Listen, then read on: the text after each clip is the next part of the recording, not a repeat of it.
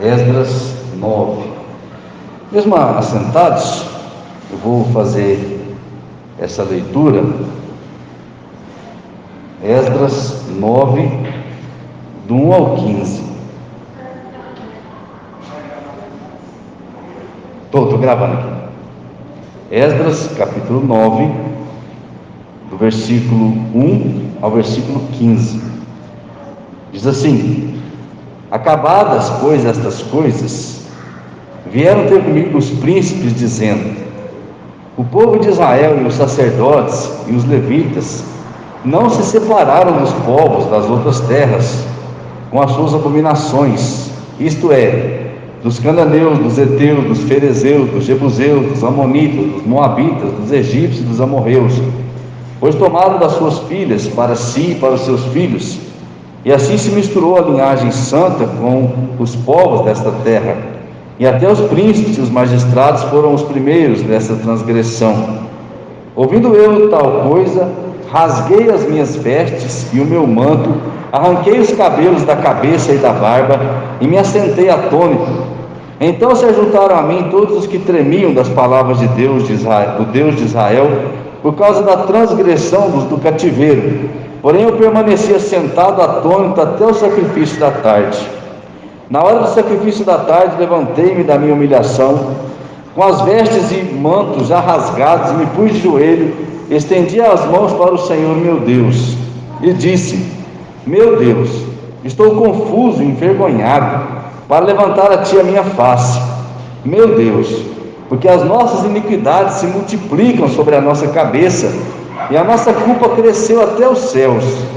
Desde os dias dos nossos pais até hoje estamos em grande culpa, e por causa das nossas iniquidades fomos entregues, nós, os nossos reis, os nossos sacerdotes, nas mãos dos reis de outras terras, e sujeitos à espada, ao cativeiro, ao roubo e à ignomínia, como hoje se vê. Agora, por breve momento, se manifestou a graça da parte do Senhor, nosso Deus, para nos deixar alguns que escapem e para dar-nos estabilidade no seu santo lugar, para nos alumiar os olhos, ó Deus nosso, e para nos dar um pouco de vida na nossa servidão, porque somos servos. Porém, na nossa servidão não nos desamparou o nosso Deus. Antes, estendeu sobre nós a sua misericórdia, e achamos favor perante os reis da Pérsia para nos reviver, para levantar a casa do nosso Deus e para restaurar as suas ruínas, e para que nos desse muro de segurança em Judá e em Jerusalém. Agora, ó nosso Deus, que diremos pois disto? Pois deixamos os teus mandamentos, que ordenaste por intermédio dos teus servos, os profetas, dizendo: A terra em que entrais para possuir é terra imunda pela imundícia dos seus povos, pelas abominações que na sua corrupção a encheram de uma a outra extremidade. Por isso não darei vossas filhas e vossos filhos não darei vossas filhas e seus filhos, e suas filhas não tomarão para vós filhos. Jamais procurareis a paz e o bem desses povos, para que sejais fortes, comais do melhor da terra, e a deixeis por herança a vossos filhos para sempre.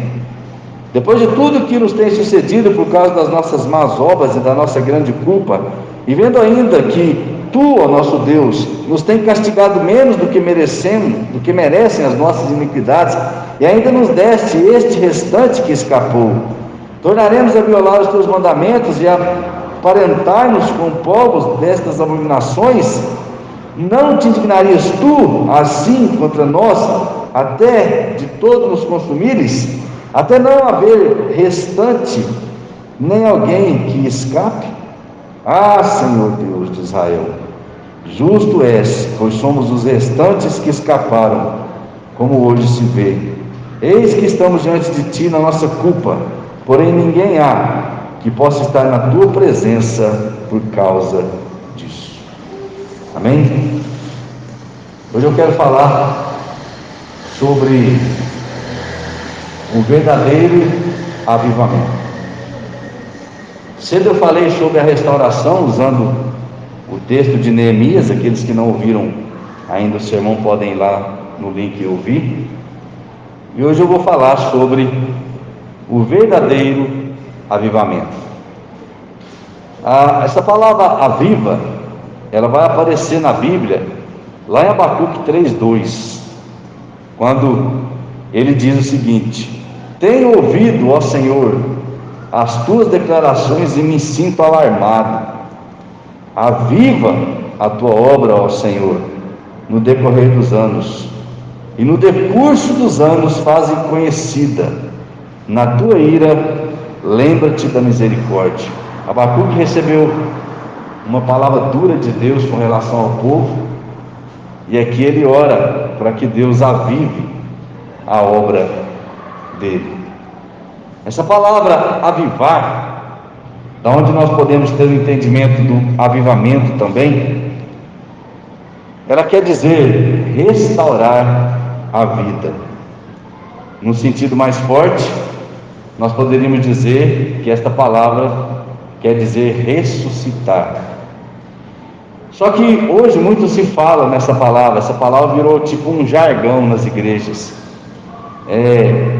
Nossa igreja está avivada, nossa igreja é avivada, nós oramos por um avivamento, e tanto se fala nisso. Mas eu mesmo já ouvi pouquíssimas palavras tentando explicar o que quer dizer isso, tentando orientar o povo de Deus sobre a necessidade, que existe essa necessidade sim. O próprio profeta Abacuque diz, o próprio Neemias conclamou, o próprio Esdras proclamou, Ageu proclamou um avivamento, porque a casa de Deus estava parada e o povo estava com medo das ameaças e não queria construir. Ele então proclama um avivamento. Vários profetas e homens, Pedro, depois que Jesus Cristo foi crucificado, ele se levantou com muita ousadia e ele também proclamou um grande avivamento, onde surgiram milhares de conversões. Então o avivamento é bíblico. O que não é bíblico é o entendimento que muitas pessoas têm do avivamento. E eu gostaria, se eu não conseguir falar tudo nesse culto, nós terminaremos no culto que vem, mas eu gostaria de trazer aos irmãos um conhecimento, um esclarecimento sobre essa questão do avivamento, e mostrar, dentro dessas atitudes que nós vemos aqui no livro de Esdras, o verdadeiro avivamento no povo de Deus. Avivamento não pode ser confundido com movimento. As pessoas hoje, elas têm tido movimento. As igrejas, elas têm tido muitos movimentos.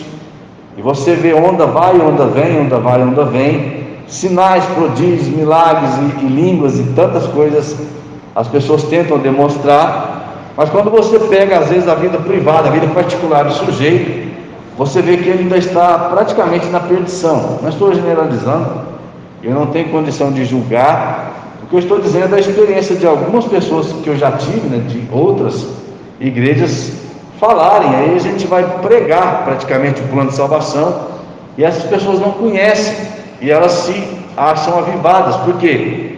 Porque tem movimento, porque tem uma onda, porque fala assim em línguas, porque ouve-se profecias e tantas coisas. Então a igreja julga-se avivada. E quando pega-se uma igreja como essa e outras que pregam a palavra de Deus ao pé da letra, muitas vezes eu mesmo já fui acusado: olha, você não é um crente avivado. E aí nós então percebemos que essas pessoas, elas não têm um entendimento de avivamento. Avivamento é pegar uma pessoa morta e ressuscitar, é pegar uma pessoa em coma profundo e trazê-la novamente à vida, é pegar uma pessoa lá na miséria e levantar ela e colocar no prumo. Isso é avivamento. E se nós observarmos o contexto aqui de Esdras, nós vamos facilmente entender essa questão do avivamento. Para que você possa entender toda a história, eu sugiro que você chegue na sua casa, leia todo o livro de Esdras. Ele é um livro curto, com meia hora, 40 minutos estourando. Você lê ele, e depois, se quiser, ouça novamente essa mensagem, porque você vai entender bem claramente o contexto. Eu vou explicar um pouco rápido aqui, porque o nosso tempo é curto, mas Esdras ele entra na história aqui.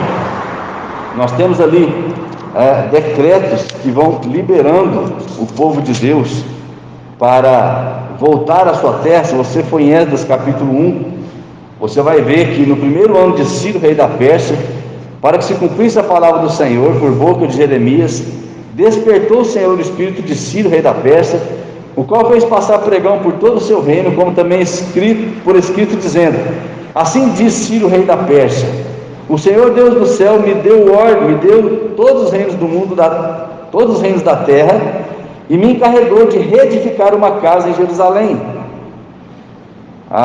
de Judá.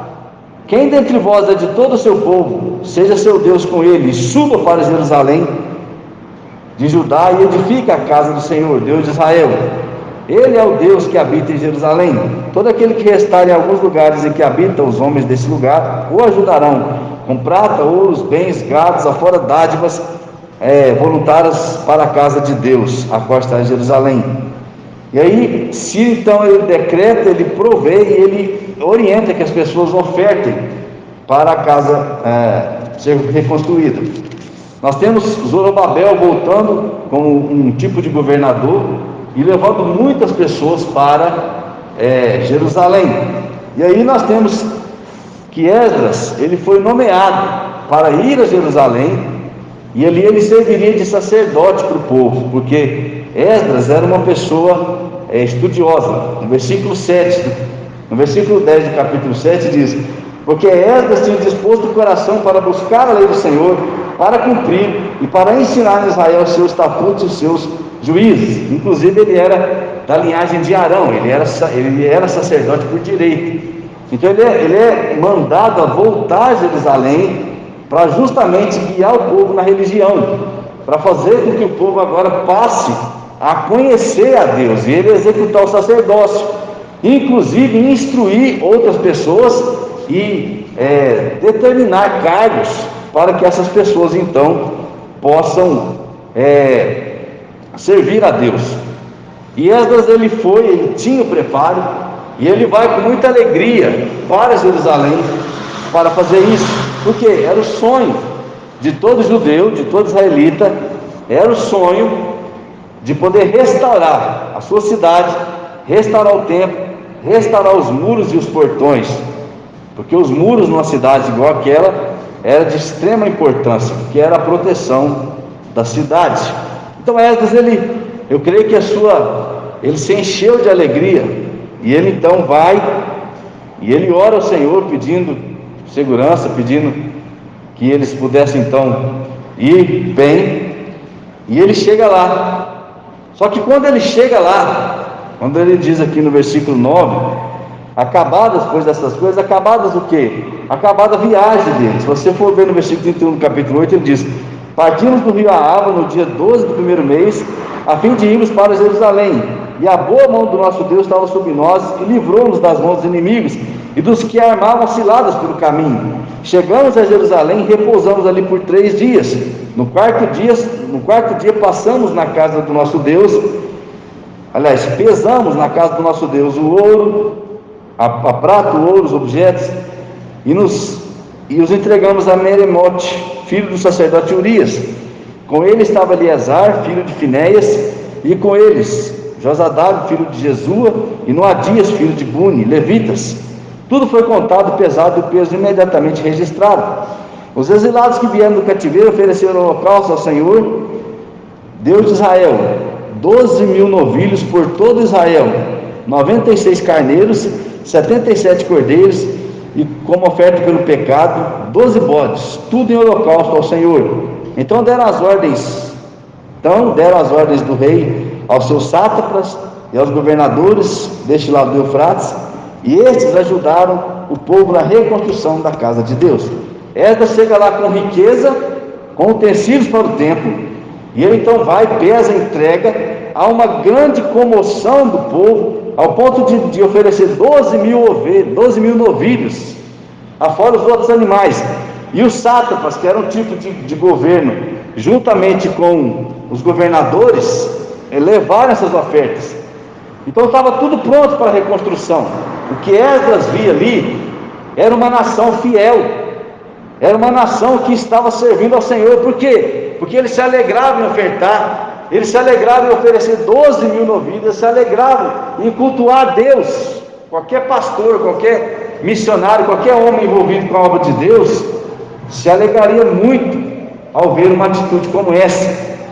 Na mente de Esdras, eu imagino, ele pensa: olha que povo avivado, olha que povo pronto para servir ao Senhor, pronto para restaurar, pronto para transformar essa nação em uma grande nação, e nós seremos agora cabeça, e não seremos mais cauda, como Deus havia prometido a estes homens. Só que quando nós olhamos, assim como Neemias recebe más notícias, Esdras agora vai receber más notícias também.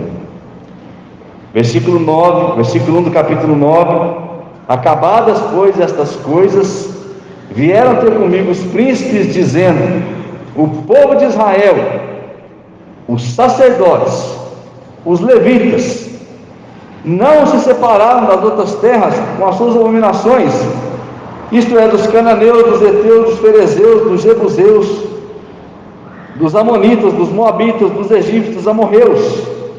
Tomaram as suas filhas para si e para seus filhos, e assim se misturou a linhagem santa com a profana, a linhagem santa com os povos desta terra, e até os príncipes e magistrados foram os primeiros nessas transgressões. Olha que banho de água fria que Esdras agora tem. Aquele povo que ele estava achando que estava pronto para a grande obra, para se levantar de novo contra a nação, vem um cidadão e fala para ele: olha, os sacerdotes, os levitas e os príncipes estão envolvidos em abominações, as mesmas dos povos dessas terras, e estão casando-se, dando-se casamentos aos povos que cultuam esses deuses e que foram proibidos para eles. E Esdras agora ele para, e ele leva um susto. Por quê? Porque ele achava que aquele povo estava pronto, porque ele achava que aquele povo estava avivado, porque ele achava que aquele povo, depois de mais de 70 anos de cativeiro, eles agora estavam prontos para se levantar e nunca mais abandonar o Senhor. E eles mal chegaram na terra, ainda estavam em ruínas. E o que Esdras vê? O povo novamente mergulhado no pecado. E Esdras entende o seguinte: se eu não tratar desse pecado, se eu não levar esse povo que está aqui a reconhecer o seu pecado, a tratar desse pecado, a abandonar esse pecado e servir unicamente a Deus, eu vou estar perdendo meu tempo aqui. E Esdras, então, ele precisava agora resolver estes problemas antes de começar a tão importante obra de reconstrução do templo. Em outras palavras, Esdras precisava reconstruir a vida espiritual do povo antes de reconstruir a cidade. E essa mensagem, meus irmãos, ela é atual em qualquer dia que ela for pregada, porque muitas vezes nós estamos dentro da igreja e estamos longe do Senhor. Eu já senti assim várias vezes.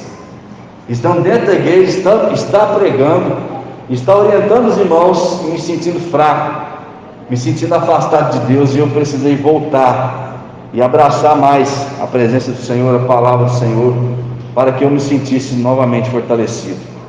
E qualquer um de nós, sem exceção, hora ou outra, vai passar por isso. E muitas vezes nós precisamos parar, como Esdras fez. Nós precisamos nos prostrar diante do Senhor. Nós precisamos realmente nos comover e olhar para as nossas vidas e nos perguntar: será que eu tenho vida suficiente para demonstrar o meu amor, para servir a Deus com inteireza de coração, assim como Deus quer que eu tenha? Ou eu preciso de reestruturar primeiramente a minha vida espiritual, para que depois eu possa conseguir tocar a minha vida pessoal, religiosa, profissional e tudo mais, familiar. Porque vão ser muitas as vezes que nós vamos nos sentir assim, destruídos espiritualmente, longe de Deus, dentro da igreja e longe de Deus. E Esdras viu esse povo exatamente nessa situação, um povo que oferecia milhares e milhares, toneladas de sacrifício, um povo que jubilava-se, um povo que orava, um povo que cantava, porque isso fazia parte do culto deles. Só que aí, por trás, era um povo adúltero, um povo profano, um povo idólatra, um povo que não tinha arrependimento. E muitas vezes nós vamos precisar olhar para nós com toda franqueza, com toda sinceridade no nosso coração, e perguntar se nós também não somos assim, ou se nós não estamos vivendo esse momento nas nossas vidas. E se a resposta for positiva, assim como o homem espiritual julga-se a si mesmo, nós precisamos julgar nós mesmos e dar um passo correto em direção à restauração. E com esses passos dados por Esdras, eu espero ajudar os irmãos, sempre que vocês precisarem de restauração, vocês poderem conseguir, nós podemos conseguir esta restauração. Versículo 3 do capítulo 9 diz: ouvindo eu tal coisa, rasguei as minhas vestes e o meu manto, e arranquei os cabelos da cabeça e da barba, e me assentei atônito. Então se ajuntaram a mim todos os que tremiam das palavras do Deus de Israel, por causa da transgressão do cativeiro. Porém eu permanecia sentado atônito até o sacrifício da tarde. Esdras parou e falou: não, eu não posso acreditar no que eu estou ouvindo, eu não posso entender como que esse povo sai de uma miséria, de uma desgraça, de uma perseguição, de uma escravidão, de morte, de perseguição, de roubo, de ignomínia, como o próprio Esdras fala, e agora eles têm a oportunidade da vida deles de mudar de vida, e eles voltam a cometer os mesmos pecados que os levaram à escravidão. E Esdras ficou desolado, Esdras ficou irado. Sabe aquela ira incontrolável que às vezes a gente tem? Esdras teve. E a Bíblia diz que ele rasga as vestes, rasga o manto, arranca os cabelos da cabeça, arranca os cabelos da barba. E a vontade de Esdras, eu creio, se não foi Esdras, foi Neemias que andou fazendo isso, arrancando os cabelos de alguém lá que estava em pecado.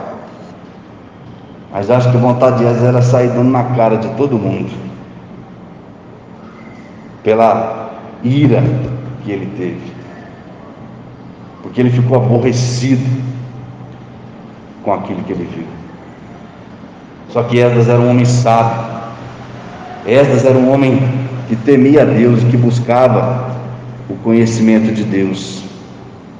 E ao invés de tomar atitudes precipitadas, que poderiam até tirar dele a autoridade que ele tinha recebido, ele se assentou, ele se acalmou, ele esperou passar aquele furor, e aí ele vai tentar pensar, encontrar uma solução para resolver aqueles problemas. Esdras, ele não deixou-se dominar pela ira, e deixar-se dominar pela ira é atitude de tolos, porque fazemos coisas que às vezes vai nos gerar mais problemas do que os que nós já temos. Mas ele não se deixou vencer. Se ele se deixasse vencer pela ira, ele teria abandonado aquele povo, voltado para o rei e falado: ó rei, você está gastando seu dinheiro, seu tempo à toa, aquele povo não merece. Se Moisés tivesse deixado se levar pela ira, ele tinha falado: tudo bem, Senhor, destrua aquele povo, faça de mim uma grande nação. Mas esses homens eram servos de Deus e eles amavam o povo de Deus, e eles não se deixaram dominar pela ira. Ao invés disso, ele se aquietou, se humilhou perante o Senhor Deus, para poder encontrar a solução para o seu problema. De repente você entende: olha, eu sou esse povo, eu estou na situação desse povo. Não se desespere, se assente, faça uma meditação de você mesmo, faça uma autoanálise e comece a determinar as atitudes que você vai ter para solucionar esse problema. Uma outra coisa que Esdras fez, que foi muito importante: aqueles que eram fiéis e que tremiam das palavras de Deus se ajuntaram a Esdras. Quando nós percebemos que estamos fracos espiritualmente, que estamos deixando de desejar na vida cristã, além de parar e fazer uma introspectiva das nossas vidas, nós também precisamos nos ajuntar com pessoas espirituais, com pessoas que temem da palavra de Deus, com pessoas que têm condições de nos ajudar, de nos guiar, de nos direcionar, de nos aconselhar para que nós possamos restaurar a nossa vida espiritual. E Esdras fez isso. Ele precisava do apoio de homens espirituais. É por isso que existe a igreja. É por isso que nós nos reunimos juntos, porque um irmão ajudando o outro, orando pelo outro, consolando o outro, aconselhando, fortalecendo, ele faz com que nós sejamos fortes. E às vezes ele teve esse privilégio. E eles permaneceram ali até a tarde, naquela situação. Eu quero aqui abrir para a gente fazer uma análise, para que aquele povo fosse bem. Eles precisavam de Esdras, porque Esdras estava preparado para direcioná-los na área espiritual.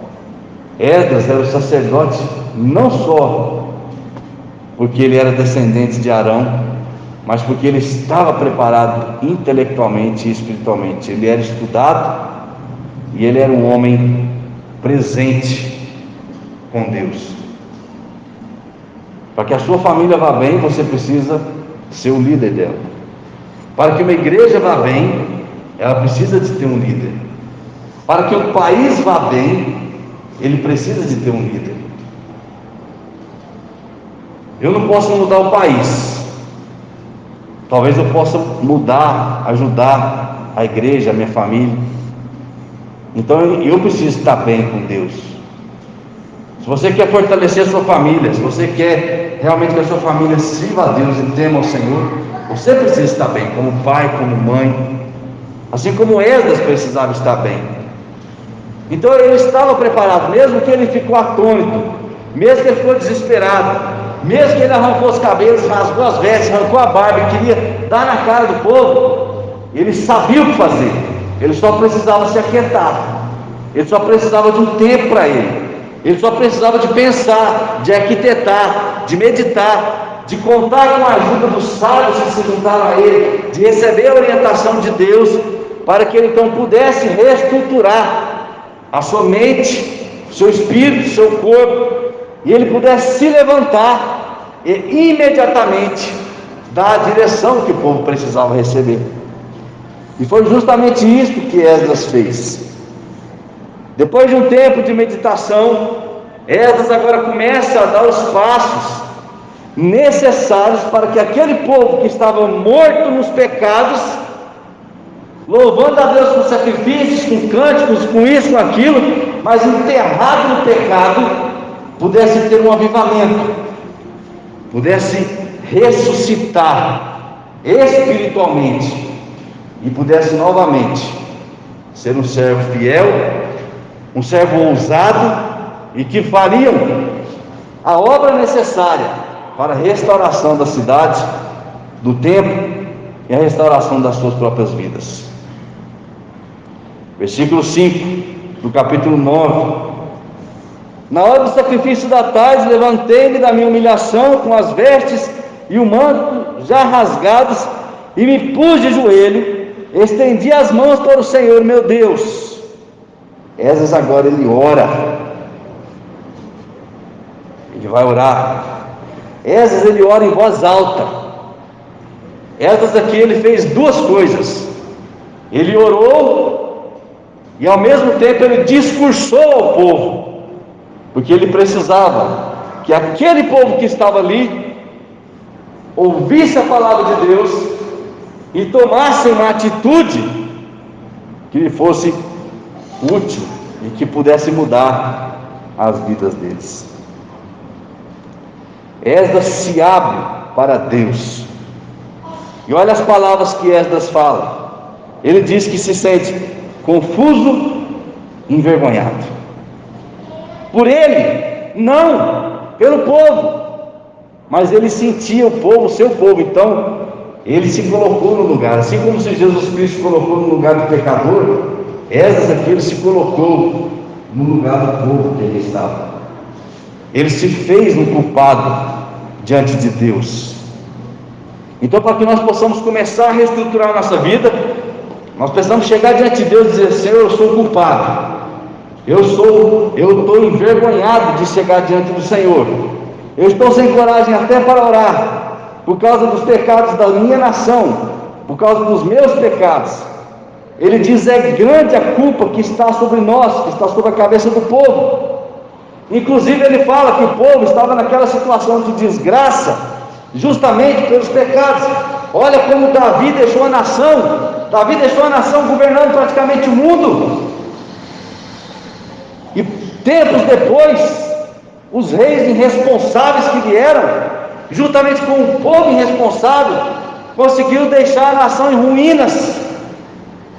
Deus entregou tudo para eles, e eles acabaram com tudo. Esdras então fala: nós somos culpados da situação que nós vivemos. Nossos pais são culpados porque eles nos colocaram nessa situação. Mas ao invés de tratar desses pecados para restaurar a sua vida com Deus, o que o povo estava fazendo? Aprofundando mais e mais pecados. Primeiro passo para um verdadeiro avivamento: precisa haver um verdadeiro reconhecimento de culpa. Sem um verdadeiro reconhecimento de culpa, não há avivamento. E Esdras mostrou isso para o povo, orando e ao mesmo tempo discursando perante o povo de Deus. Esdras agora, com a intenção de levar o povo a compreender aquilo que era necessário ser feito, ele passa agora a falar da bondade de Deus. Versículo 8, Esdras diz: agora por breve momento se nos manifestou a graça da parte do Senhor nosso Deus, para nos deixar alguns que escapem, e para darmos estabilidade no seu santo lugar, para nos alumiar os olhos, ó Deus nosso, para nos dar um pouco de vida nessa servidão. Esdras fala para o povo: vocês são maus, vocês são pecadores, vocês são corruptos, vocês não se arrependem. Deus era para ter destruído toda essa nação, mas pela bondade dele, ele está libertando o povo. Ele não está libertando todos de uma vez, porque não tem lugar para ficar. O povo passaria a morar na rua. Ele está liberando dinheiro, materiais, ouro, prata, está liberando pessoas, está liberando segurança, para que a cidade fosse reconstruída, para que o povo pudesse voltar. E o povo, em vez de agradecer a Deus, eles estavam envolvidos em maiores pecados. Para que haja avivamento, precisa haver uma conscientização da bondade de Deus para nós.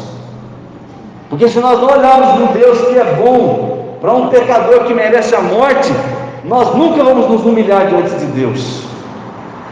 E Esdras fala isso para o povo, para iluminar os olhos do povo. E olha, a situação do povo era tão difícil. O que Esdras faz? Para nos dar um pouco de vida nesta servidão. Olha a vida desse povo, escravos. Se o rei amanhecesse com a venta virada e falasse: eu vou matar 500 judeus, ele mandava matar e matava. Era a situação que esse povo vivia. E Esdras diz: vocês precisam entender a bondade de Deus. Ele continua falando da bondade de Deus. Ele fala: olha pessoal, Deus mandou Ciro decretar que o povo está livre para voltar. que é para entregar ouro, prata, que é para ajudar, que é para os governadores das outras províncias ajudarem também, que é para tirar do próprio tesouro real. E o Ciro falou: se alguém futuramente acabar com esse decreto, é para ser morto. Era um decreto que deveria permanecer depois do reinado de Ciro, porque era a mão de Deus libertando o seu povo. Ciro não era um servo de Deus, Ciro era um rei pagão. E Neemias e Esdras fala: mesmo sendo servos, sendo escravos, Deus não nos desamparou, mas Ele estendeu sobre nós a sua misericórdia, para nos reviver, para nos dar avivamento, para nos dar a manifestação da vida de novo, para levantar o templo, a casa do Senhor, para levantar a cidade e para reconstruir o muro. Para quê? Para que o povo pudesse retornar e morar na sua terra novamente. O que nós aprendemos aqui? Se nós não restauramos as nossas vidas quando estamos em pecado, quando estamos fracos, estamos prostrados, não é culpa de Deus. Deus já me deu tudo que eu preciso. Se aqueles homens estavam em pecado e não estavam recuperando as suas vidas, era por culpa deles. E Esdras mostrou para eles: olha, Deus já fez tudo que tinha a ser feito, e vocês estão voltando de novo para a escravidão, para ter mais uma pena diante de Deus. Esdras fala o que o povo fez, quais os mandamentos que eles deixaram e que os colocaram nessa situação. Aí nós precisamos fazer uma análise das nossas vidas. O que eu fiz para estar na situação que eu estou hoje? O que eu fiz para ter convicção de pecado? O que eu fiz para estar em tristeza profunda, em depressão? O que eu fiz para estar nessa situação problemática? E liste, porque aqueles pecados, aqueles erros, aquelas atitudes que você listar, vão ser elas que você vai ter que trabalhar e consertar na sua vida. E Esdras ele diz: Deus já havia falado que essa terra que eles estavam para possuir era terra de idólatras, de imundos, de profanos. Falou isso para Josué quando Josué foi entrar na terra, e Josué prevaricou na sua responsabilidade e não cumpriu toda a ordem de Deus.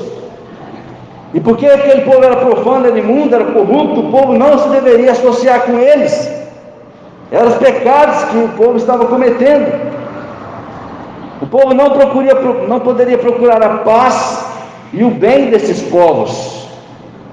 Era para Josué entrar e destruir tudo, mas eles procuraram a paz dos gibeonitas, que enganaram eles, por exemplo, falando que eram de longe, mas estavam por ali, e obrigaram o povo de Israel a mantê-los em vida, a cuidar deles inclusive. O povo, em vez de entrar e destruir tudo, eles ficaram cobiçosos da riqueza, do gado, como Saul fez. Muitas vezes nós precisamos abandonar totalmente o pecado, o mundo, mas nós cobiçamos porque é bom, porque é agradável, porque é riqueza. E Esdras mostrou que aquele povo precisava compreender os erros que levaram eles até lá e ter a coragem de abandonar. Hoje Deus não manda a igreja sair destruindo ninguém, graças a Ele, mas Deus manda que nós nos separemos do pecado, mantemos separados das abominações e das corrupções. E o sucesso daquele povo estava em obedecer os mandamentos do Senhor. E Esdras continua falando que aquele povo, ele vai reincidir naquele pecado. O povo não abandonou o pecado, não abandonou a vida velha, não abandonou os caminhos errados que eles estavam trilhando. Esdras agora vai identificar o problema que impediria o povo de obter sucesso diante de Deus. E nós precisamos identificar os nossos pecados para que possamos nos levantar diante de Deus. E Esdras continua agora movido pelo Espírito de Deus, dirigindo as palavras, e agora com isso ele vai levar o povo ao arrependimento. Esdras orou a Deus e falou ao povo. E agora Esdras vai presenciar uma atitude que ele estava esperando do povo. Quando nós ouvimos a palavra de Deus e Deus toca em nossos corações, Ele espera que nós nos levantemos e digamos estas palavras que foram ditas aqui a partir do versículo 13, agora do capítulo 10 de Esdras.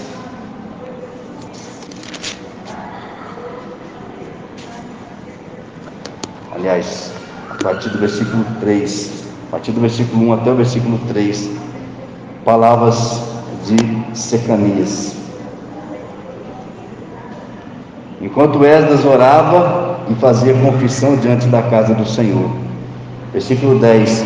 Enquanto Esdras orava e fazia confissão, chorando e prostrando diante da casa de Deus, ajuntou-se a ele de Israel grande multidão, uma congregação de homens, de mulheres, de crianças, pois o povo chorava com grande choro. Nós tivemos agora a primeira atitude necessária para o avivamento.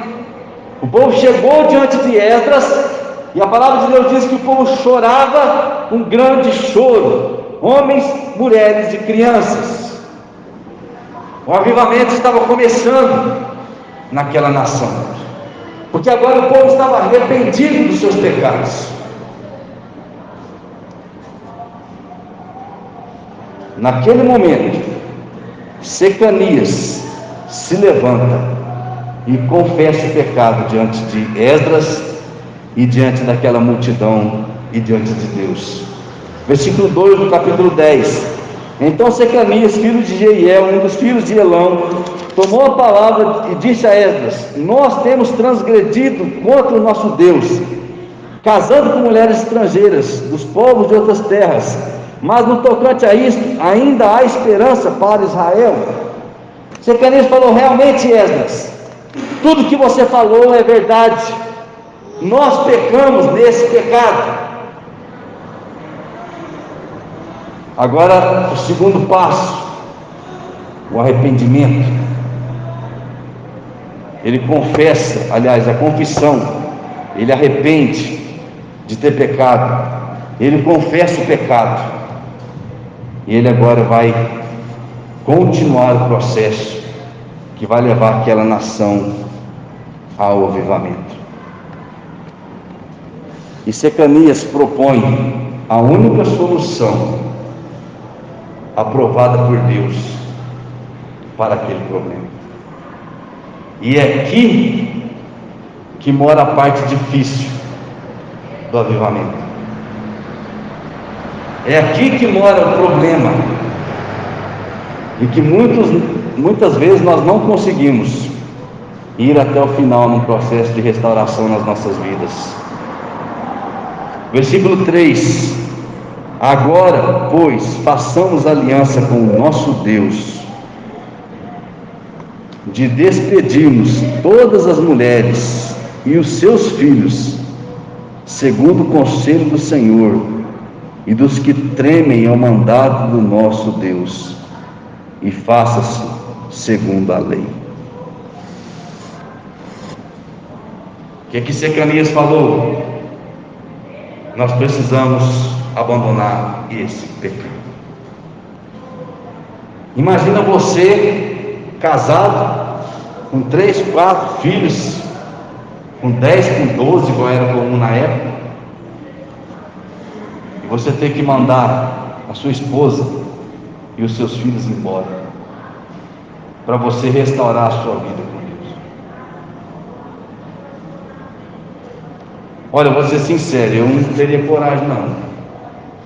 É uma coisa muito difícil. Mas graças a Deus que os nossos problemas não chegam a isso. Mas nós precisamos ter uma atitude dura com os nossos pecados. Se Deus mostra: o seu pecado é esse, Não fique tentando mascarar, fazer um acordo com Deus, falar, Senhor, eu te faço isso em troca disso. Chega e fala como você camisa, olha, vamos fazer segundo a lei. Vamos fazer segundo Deus fala. Abandone o pecado. Trate do pecado. Custe o que custar. Para que o avivamento então possa acontecer. Confissão. O povo precisou arrepender, o povo precisou confessar o pecado, o povo precisou abandonar o pecado. Agora é a ação. E essas palavras não ficaram só nisso. Versículo 5 do capítulo 10. Então Esdras se levantou, juntou os principais sacerdotes, levitas e todo o povo de Israel, de que fariam segundo esta palavra, e eles juraram. E Esdras retirou-se da casa de Deus, entrou na câmara de Joanã, filho de Eliezer, e lá não comeu pão, nem bebeu água, porque pranteava por causa da transgressão dos que tinham voltado do exílio. Fez passar pregão para o Judá, Jerusalém, todos que vieram do exílio e deviam juntar-se em Jerusalém. E que se alguém em 3 dias não viesse segundo o conselho dos principais anciãos, e todos seus bens seriam totalmente destruídos, e ele seria separado da congregação dos que voltaram do exílio. Então todos os homens de Judá e de Benjamim em 3 dias se juntaram em Jerusalém no dia 20 do mês 9.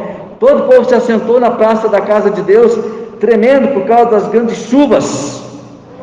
E o povo ali ouviu Esdras. Então se levantou Esdras, sacerdote, e lhes disse: vós transgredistes, casando-se com mulheres estrangeiras, aumentando a culpa de Israel.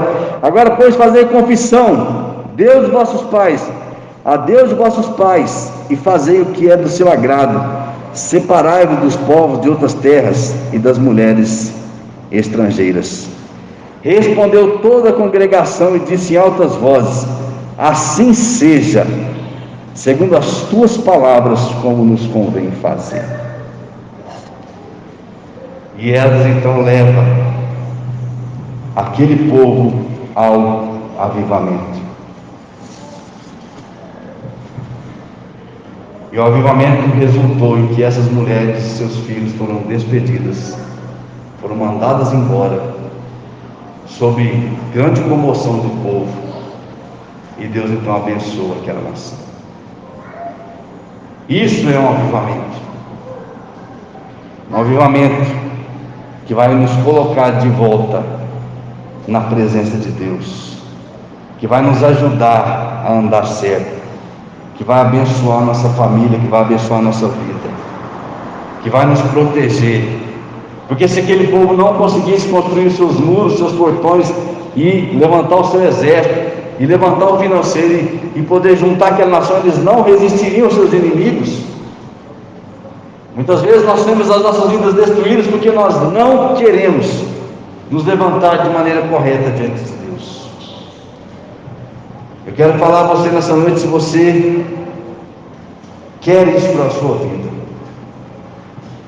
Quem sou eu para te julgar? Não sou ninguém. Mas a palavra de Deus pode entrar profundamente no seu coração.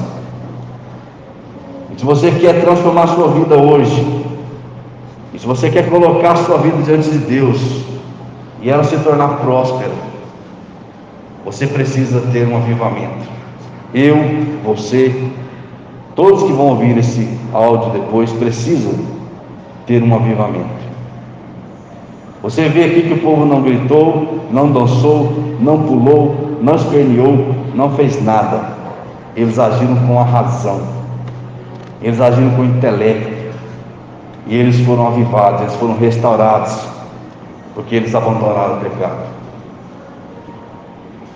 Precisa ter reconhecimento que estamos errados, precisa ter confissão de pecado, precisa ter um entendimento do que deve ser feito com o pecado, precisa ter coragem para fazer o que deve ser feito, e precisa se fazer, e precisa se manter nessa posição, para que a frieza, para que a morte espiritual, que parece morte espiritual, não venha sobre nós, e nós possamos nos sentir totalmente aniquilados na presença de Deus. Este é o verdadeiro avivamento, que produz a reconciliação com Deus. E é daí que vem o poder. O poder não vem de longas orações, o poder não vem de sinais, o poder não vem de prodígios. O poder vem de um vaso limpo, que Deus coloca lá, porque é um vaso de honra, é um vaso que ama a Deus. Você quer ter poder de Deus dentro da tua vida? Então limpe-se, avive-se. Eu encerro aqui repetindo as palavras de Abacuque. Primeiramente eu quero repetir as palavras de João, quando aquela mulher adúltera recebe o perdão, e Jesus fala para ela: quem te condenou, mulher?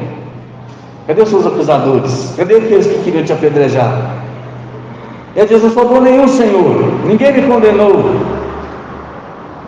Ela diz, respondeu ela: ninguém, Senhor. Então Jesus lhe disse: nem eu tampouco te condeno, vai e não peques mais. Quando você reconhecer a sua culpa, quando você arrepender do seu pecado, quando você confessar o seu pecado, quando você abandonar o seu pecado, e quando você viver uma vida nova, o avivamento vai acontecer na sua vida. E o poder que Deus prometeu dar àqueles que o servem vai estar à sua disposição, à minha disposição. E nós faremos grandes obras, e a Bíblia diz que do nosso interior fluirão rios de água viva. A ação do Espírito Santo vai fluir de nós vamos ser servos ousados e vamos frutificar no reino de Deus. E o pedido de Abacuque deve ser o nosso, e com esse versículo eu termino.